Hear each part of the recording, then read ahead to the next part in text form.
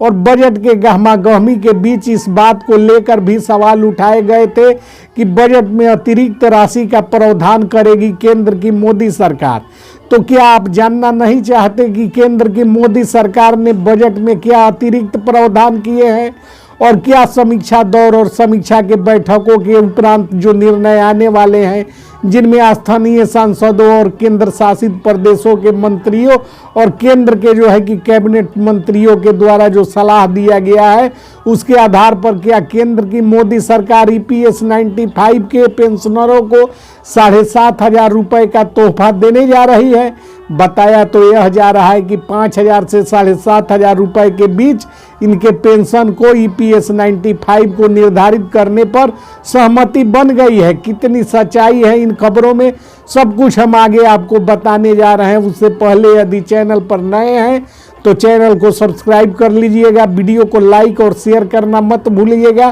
क्योंकि लाइक और सब्सक्राइब करना बिल्कुल फ्री है। तो दोस्तों, आपको आगे वीडियो में हम बता देना चाहते हैं कि देश के जो है कि लाखों की संख्या में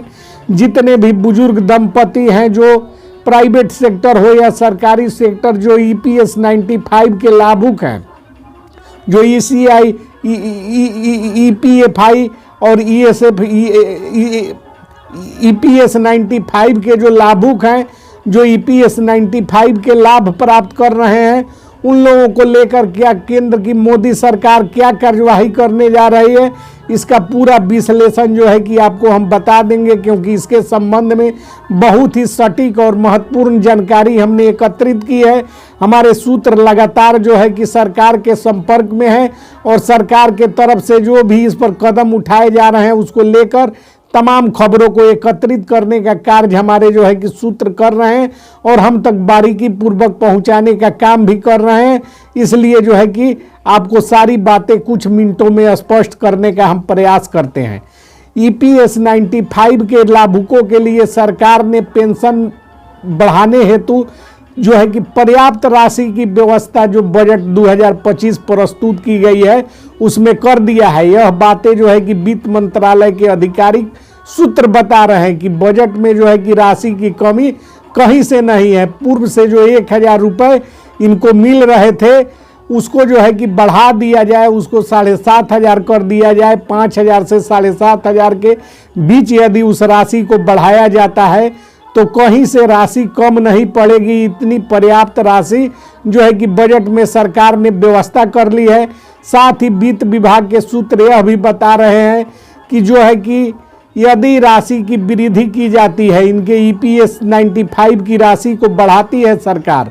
तो उसमें बजट कोई अड़चन नहीं, बजट की वजह से कोई अड़चन नहीं आने वाला है। सूत्रों के अनुसार, प्राप्त जानकारी के अनुसार बजट कोई मुद्दा नहीं है। बजट की वजह से इनके जो है कि EPS 95 की राशि वृद्धि पर कोई प्रभाव नहीं पड़ने वाला, वह निष्प्रभाव है। और इसका उदाहरण उन्होंने दिया कि बहुत सारी योजनाएं जो आगे भविष्य में लॉन्च होगी, जिनके लिए बजट 2025 में कोई प्रावधान नहीं है, और नई योजनाएं यदि सरकार लॉन्च करती है तो उसके लिए अनुपूरक बजट के माध्यम से राशि का आवंटन और जो है कि आकस्मिक राशि का आवंटन जो है कि सरकार करती है। और बजट 2025 में भी आकस्मिक व्यय में जो है कि हजारों करोड़ रुपए की राशि का आवंटन सरकार ने प्रावधान बजट में कर रखा है। तो इस प्रकार यह स्थिति स्पष्ट हो रही है कि बजट की वजह से जो है कि कोई प्रभाव नहीं पड़ने वाला। अब जो है कि दूसरी बात हम आपको आगे बता देना चाहते हैं कि बजट कोई मुद्दा नहीं है, बजट की वजह से कोई प्रभाव नहीं पड़ने वाला, यह तो आपने जान लिया। लेकिन अब सरकार का रुख क्या है? तो सरकार का रुख पूरी तरह से जो है कि EPS 95 के पेंशन भोगियों के पक्ष में है, क्योंकि EPS 95 के पेंशन भोगी लगातार संगठित हैं और वर्ष 2014 से अब तक बहुत समय बीत चुका है, बहुत सारा समय व्यतीत हो चुका है और महज 1,000 रुपये में इस महंगाई के दौर में जीवन यापन संभव नहीं है। तो सरकार भी इस गंभीरता को समझती है और इस स्थिति से पूरी तरह वाकिफ है और सरकार को भी लगता है कि महंगाई चूंकि इतनी बढ़ चुकी है और इतनी महंगाई में जो DA दिया जा रहा है EPS 95 के लाभुकों को, पेंशन धारकों को, पेंशन भोगियों को, उसमें जो है कि अब इनका गुजारा चलने वाला नहीं है, इसलिए